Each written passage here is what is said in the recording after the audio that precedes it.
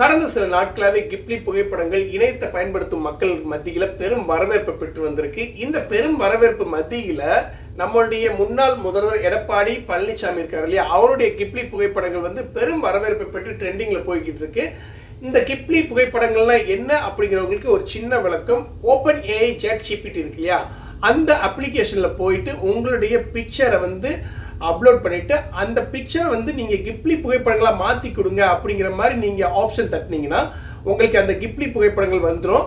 அந்த கிப்லி புகைப்படங்கள் வந்து பார்த்தீங்கன்னா உலகளவில் ட்ரெண்டிங்கில் இருக்கிறதுனால இப்போது நம்ம நாட்டிலையும் சில தினங்களாக வந்து நம்ம ட்ரெண்டிங்கில் பெரும் வரவேற்பாக போய்கிட்டு இருக்கு. முன்னாள் முதல்வர் எடப்பாடி பழனிசாமி என்ன பண்ணியிருக்காருன்னா, தன்னுடைய எக்ஸ்தல பதிவில் தமிழ்நாடு முதல் ஸ்டுடியோ கிப்லி வரைன்னு சொல்லி போட்டுட்டு அதில் என்ன வந்து பதிவிட்டிருக்காருன்னா, என்னுடைய மறக்க முடியாத தருணங்களை இந்த கலையுடன் கலக்கிறேன் அப்படிங்கிற ஒரு விஷயத்தை வந்து அதில் பதிவு போட்டிருக்காரு.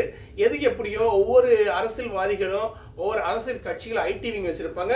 இப்போ உலகளவில் இளைஞர்கள் மத்தியில் கிப்லி புகைப்படம் வைரலாகி வரக்கூடிய சூழ்நிலையில் அரசியல்வாதிகளும் தங்களுடைய புகைப்படங்களை வந்து கிப்லி புகைப்படமாக மாற்றி தங்களை வந்து ட்ரெண்டிங்லேயே வச்சுருக்காங்க. மீண்டும் ஒரு நல்ல தகவலுடன்